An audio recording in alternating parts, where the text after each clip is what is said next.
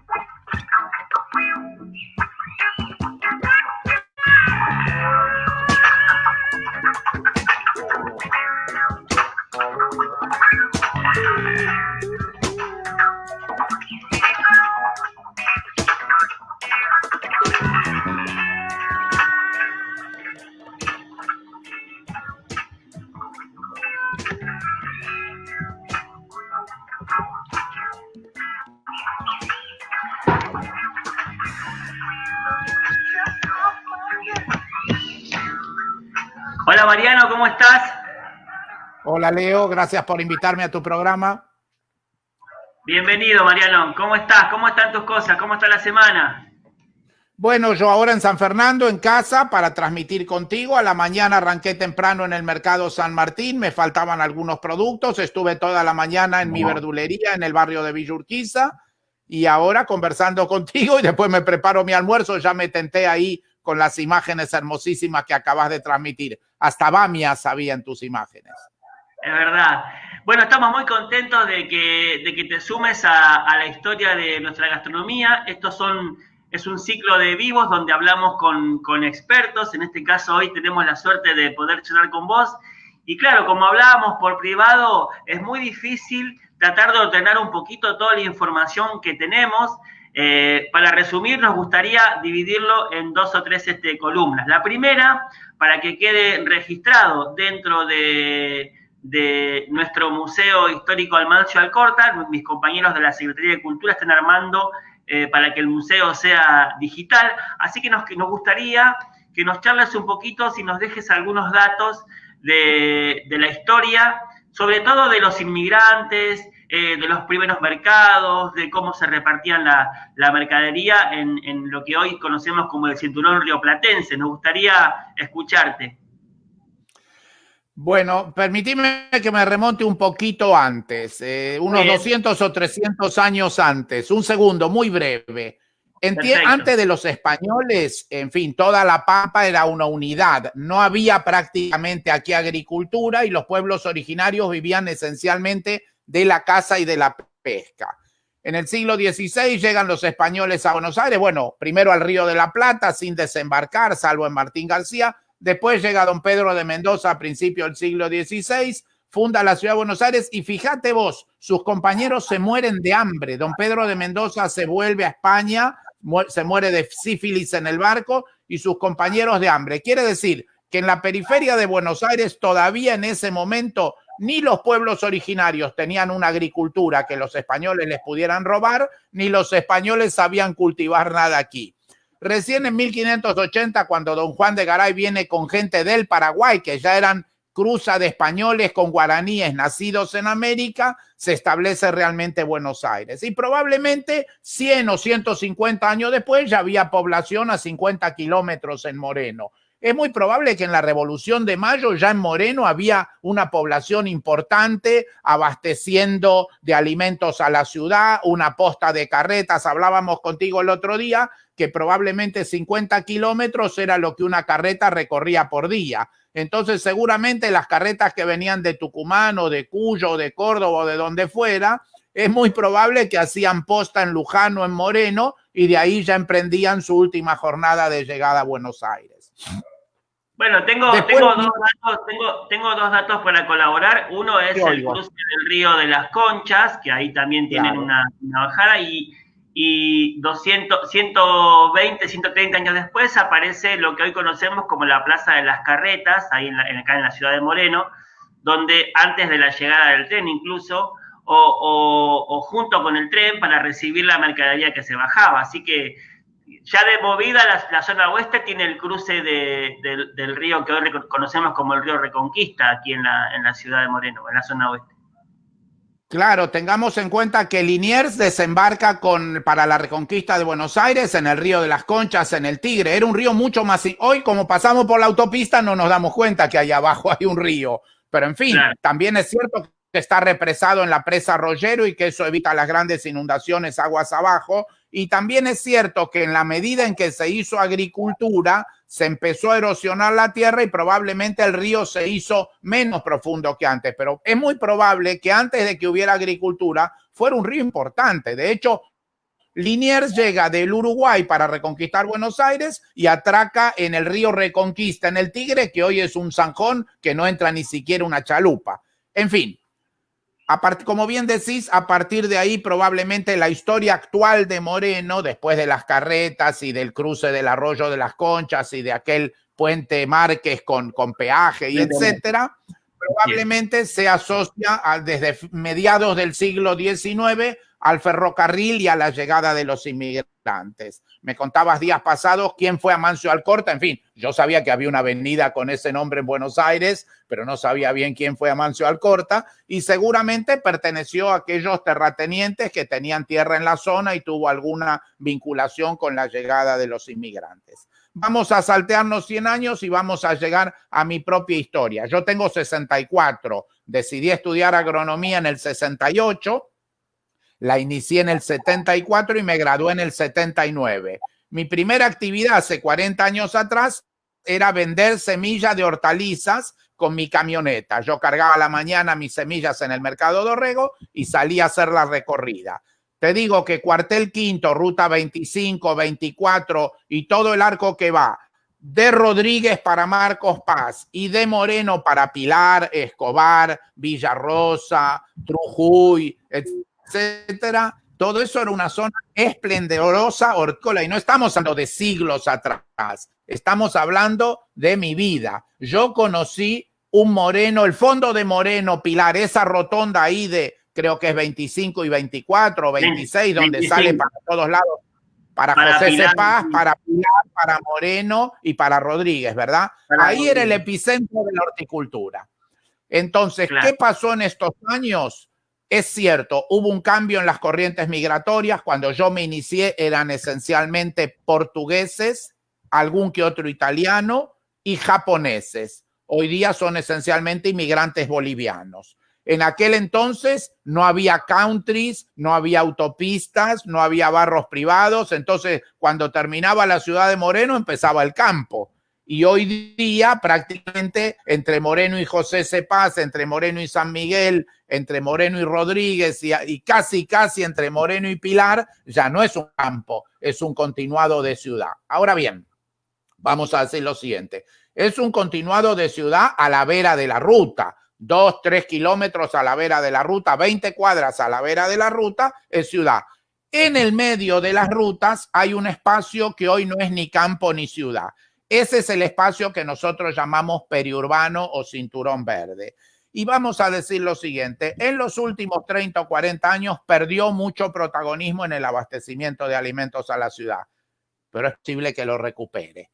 La pandemia nos ha generado una crisis gigante, pero nos permite reflexionar sobre muchas cosas, cómo trabajamos, dónde trabajamos, cómo estudiamos y dónde estudiamos, cómo nos movemos, dónde comemos. En fin, me parece que ese podría ser el gran desafío para pensar en este momento. Porque, en fin, ¿cómo va a ser el mundo de aquí en adelante? ¿Va a cambiar nuestra forma de trasladarnos, de habitar, de alimentarnos, de vincularnos con la escuela? Ya nos vinculamos con la música. De hecho, ya estamos sufriendo muchos cambios. Digo sufriendo en el buen sentido, ¿no? Porque algunos cambios van a ser muy importantes para nosotros como sociedad.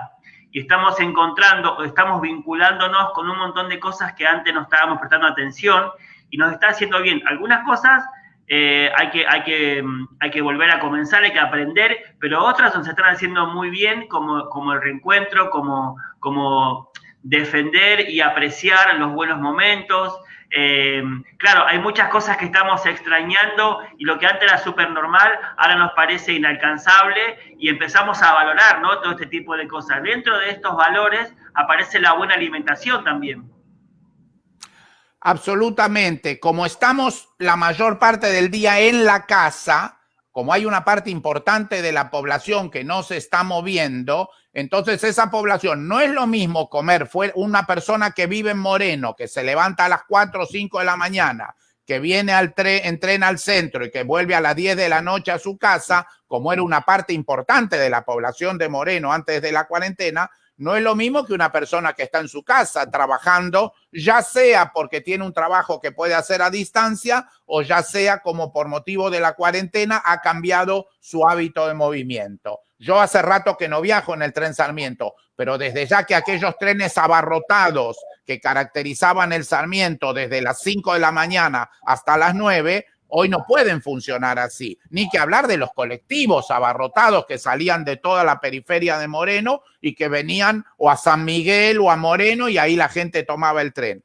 Toda esa gente que venía al centro estaba comiendo seguramente un pancho, una pizza, una empanada, una galletita, un chisito. Esa gente que está en la casa es muy probable que hoy esté cocinando algo y si tiene ganas puede usar el teléfono y comunicarse con una abuela en Santiago del Estero, con un vecino, con el municipio, cultura, y decir, bueno, estoy en casa, mi presupuesto es distinto porque no estoy gastando en el shopping, no estoy gastando en el cine, estoy gastando en Spotify, estoy gastando en Netflix y estoy gastando en comer. Y la plata no me alcanza porque además tengo menos ingresos porque no puedo ir a hacer el trabajo de antes. Es un momento oportunísimo para reflexionar. ¿Puedo usar mi plata en forma mucho más inteligente que la que lo usaba antes de la cuarentena? Lo que es una tragedia, ¿se puede convertir en una oportunidad de aprendizaje?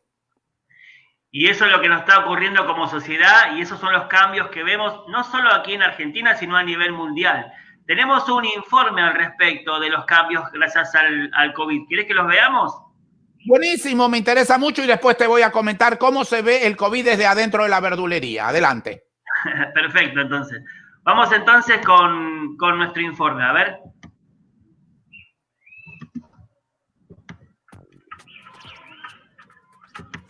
Ya hemos hablado en programas anteriores sobre las alteraciones ambientales que nos trajo la cuarentena.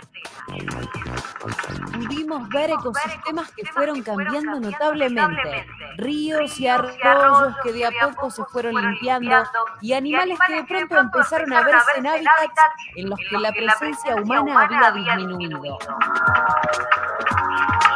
Los cambios que se dieron adentro de los hogares también fueron relevantes.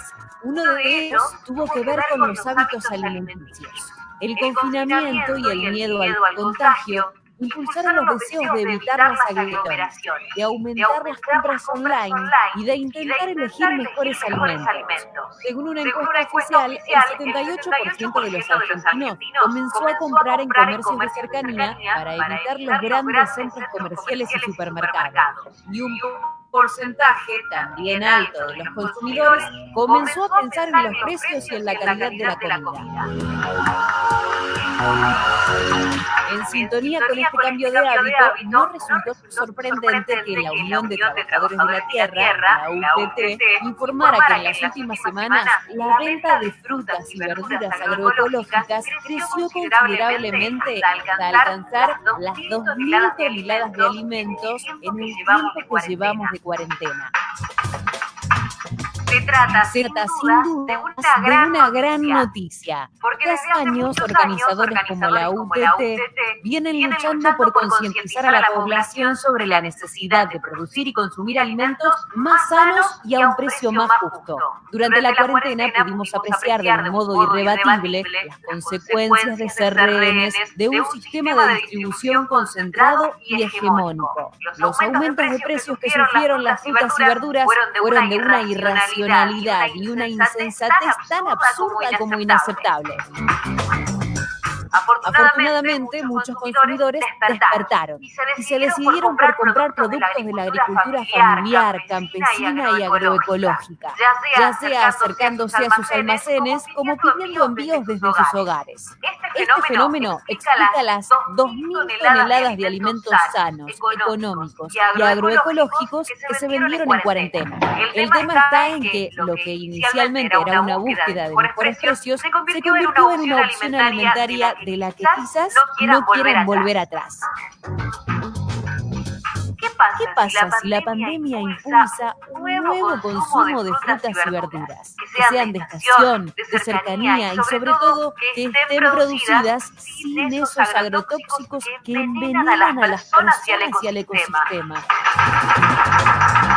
¿Qué pasaría si esta cuarentena nos hiciera reflexionar sobre la necesidad de transformar nuestra matriz alimentaria y convertirla en un sistema productivo más sostenible, más justo y más económico? Sería, sin dudas, una verdadera revolución alimentaria que traería beneficios inmensos para nuestra salud y para el medio ambiente. Bueno, ¿qué crees entonces, Mariano? ¿Querés que polemicemos o que, en fin... La nota habla de irracionalidad, agrotóxicos y 2.000 toneladas de agroecológicos. En el mercado central se venden 1.400.000 toneladas al año y en el área metropolitana, en alrededor de 50 mercados, 3 millones de toneladas al año. O sea, 1.500 veces más que lo que plantea este informe. En Moreno debe haber alrededor de 50 productores, en Capilla del Señor probablemente 100, Pilar otro tanto, General Rodríguez, Marcos Paz. La nota es un poco descalificatoria del conjunto. Está mal, pero no tan mal. Es debatible, ¿verdad? Es un poco como el tema de Grabois. Advertir que en la Argentina hay un problema habitacional de pobreza, de injusticia, es pertinente. Puede ser que la solución que se propone no es adecuada. Entonces, ¿en la Argentina hay un problema alimentario? Sí. Esencialmente tiene que ver con insuficiencia calórica, desnutrición, como es un problema en otros países del mundo. No. El principal problema alimentario de la Argentina es la disnutrición, no la desnutrición. Comemos mucho de lo que no debiéramos, grasas y azúcares, y poco de lo que sí debiéramos. Hay un prejuicio que dice, los pobres comen grasas y azúcares porque no saben, porque es lo más barato, porque es lo que es accesible. Esos son prejuicios, son mitos. La nota advierte que las frutas y hortalizas son caras porque hay una intermediación parasitaria. No es exactamente así. Es un problema complejo, tecnológico, social, político. Eso es casi como creer que 5 personas en una mesa deciden los precios del mercado cuando... Exactamente. Cuando no, para nada. Tengamos en cuenta que en el abastecimiento de cualquier ciudad argentina, incluso Moreno, están desde los grandes supermercados como Walmart y Coto hasta la señora Eusebia Mamaní, que tal vez trae producto de su quinta a la feria, y la idea de que Coto puede llamar a la mañana por teléfono a Eusebia y ponerse de acuerdo en cuánto van a poner el paquete de acelga, obviamente es ridícula. Decir que las frutas y hortalizas son caras es una engaña pichanga, porque la semana pasada el tomate valía 220 pesos el kilo y se armó un bardo terrible. Esta semana vale 120. Pero aún 220 pesos, un kilo de chisito vale 1.500 pesos, un kilo de alfajor vale 1.200, un kilo de helado vale 700 y un kilo de serenito vale 850. Entonces, el tomate a 200 pesos no es un producto caro. ¿Por qué subió este año la mandarina, la naranja, la papa o el tomate? Esencialmente porque hubo mucho más consumo.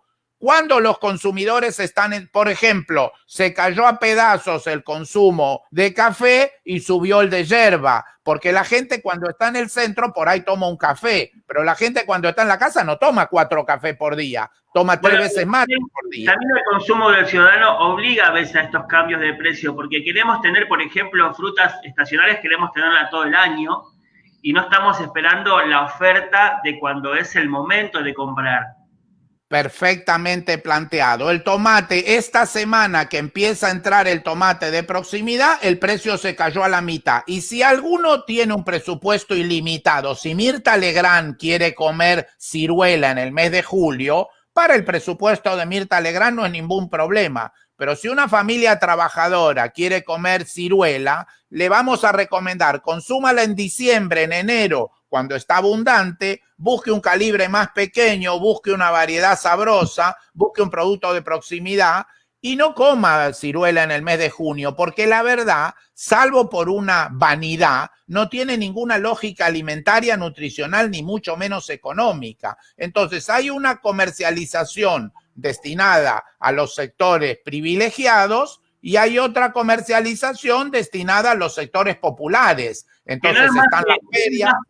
Perdón que te interrumpa, que no es más que un capricho de quien puede pagarlo, porque no es que se van a alimentar mejor que el resto, porque uno puede comer banana de primera calidad si lo hace en el momento en que puede hacerlo. O puede comer manzanas de primera calidad, o puede darse el lujo de comer frutillas cuando llega la época y un cajón de frutillas está muy, muy económico.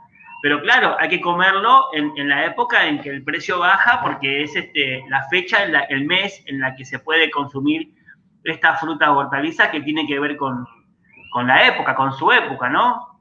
Exactamente, Leo. Vamos a ser honestos. En el siglo XIX, la población urbana estaba más cerca del campo, entonces probablemente había más conciencia.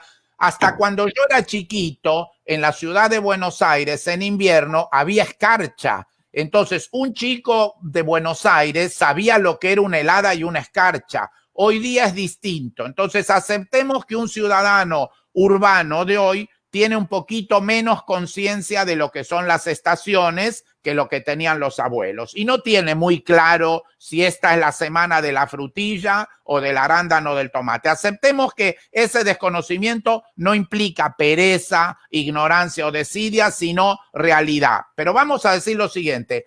Cuando el ciudadano llega a la verdulería, hay 100 productos. No hay ninguna necesidad de elegir el más caro.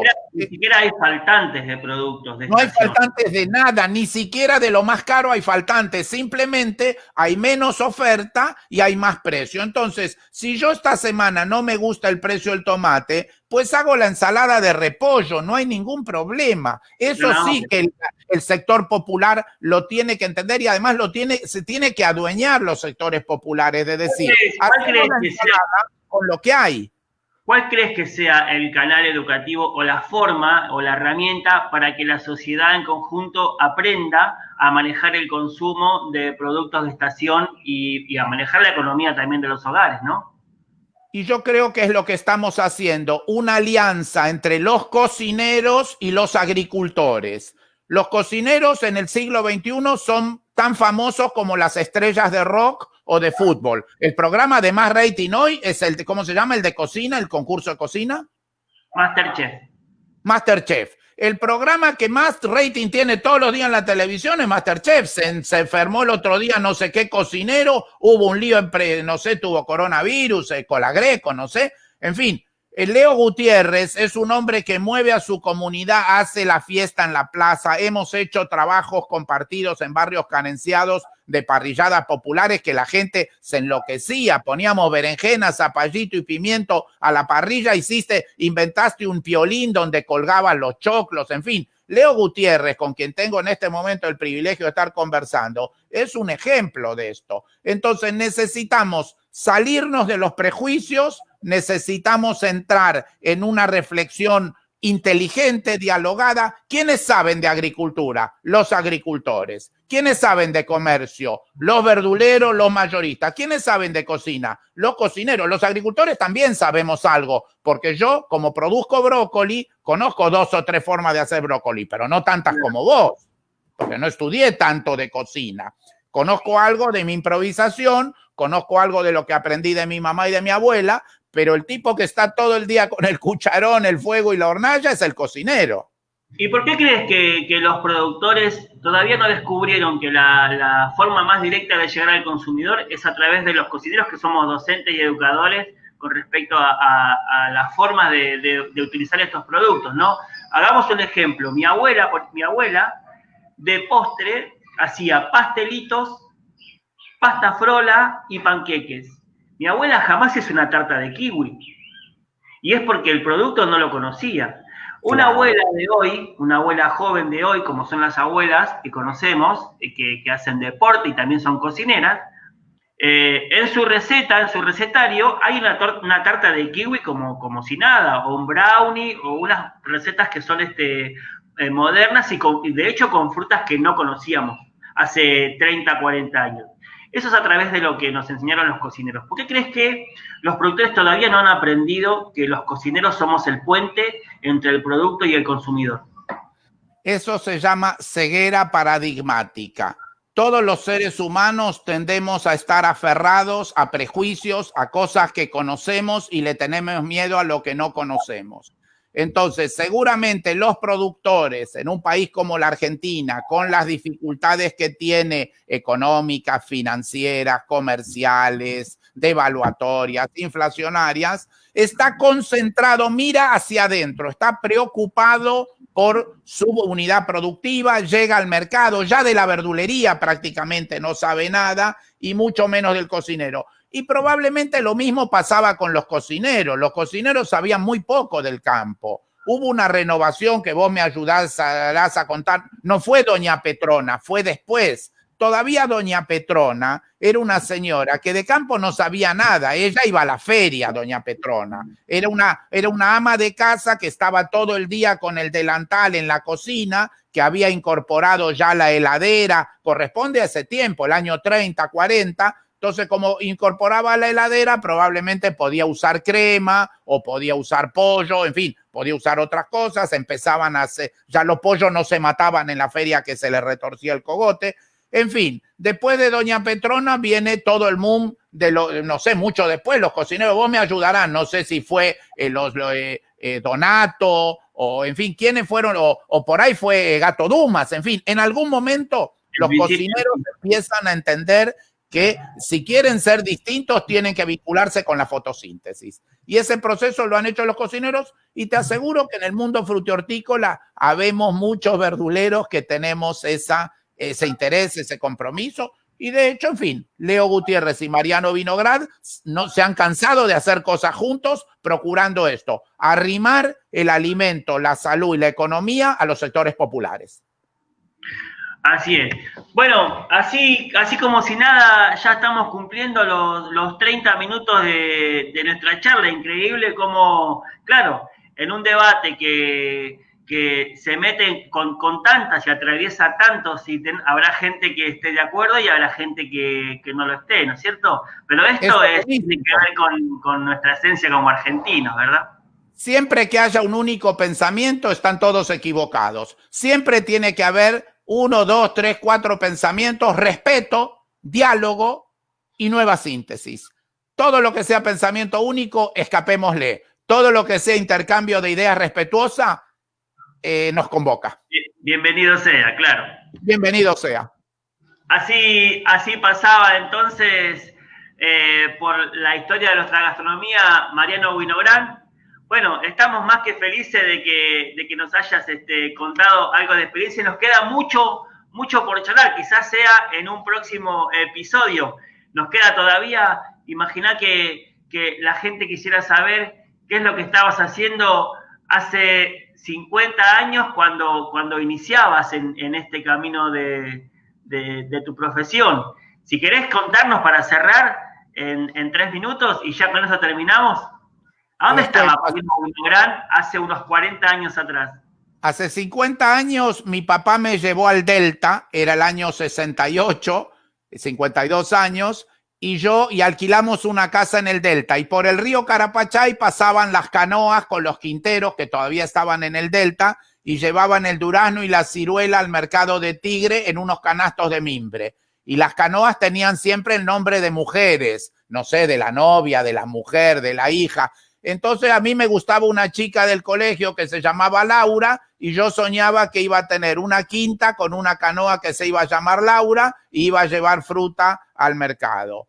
Un buen día llegué al mercado de fruta, era muy chiquito, tenía 12 años. A los 13, 14, un día me animé, me fui al mercado del Tigre, después me fui al mercado de Abasto y ahí dije, yo quiero ser verdulero. A los 18 estudié agronomía, a los 22 me recibí y lo primero que hice fue un programa de radio, mira vos, se llamaba La Hora Hortícola en Radio Antártida, y entonces me fui al mercado y empecé a hablar con los quinteros. Entonces empecé a ver de dónde eran, unos eran de Pilar, Moreno, José Cepaz. Entonces me fui a la semillería y dije, yo quiero ir con mi camioneta a venderle semillas a los quinteros. Así que a las 6 de la mañana salía de Buenos Aires con mi camioneta cargada de semillas y recorría quinta por quinta y hablaba ahí con los productores, veía los cultivos y le vendía las semillas. Así que arranqué de ambulante y todavía amo recorrer el conurbano. Vivo en San Fernando, me voy a Merlo Gómez, me voy a Rodríguez, me voy a Pilar, en fin, soy un hombre del conurbano. Esa fue mi vida. Y por eso queríamos tratar con vos y ver la visión que tenés sobre la agricultura. Te agradecemos entonces una vez más, estamos muy felices de que nos hayas visitado. Pronto comenzaremos con los nuevos episodios y seguramente nos visites una vez más. Te agradecemos que hayas estado con nosotros desde la Casa de la Cultura, desde el Museo Amancio Alcorta, con un poco de datos y de historias sobre nuestra gastronomía. Gracias, Mariano. El agradecimiento es mío, Leo, para vos, para todo tu equipo de cultura, para la gente de Moreno. Esto recién comienza, la seguimos en cualquier momento. Nos encontramos pronto. Gracias a todos por estar con nosotros. Nos vemos en el próximo capítulo de la historia de nuestra gastronomía. Chao.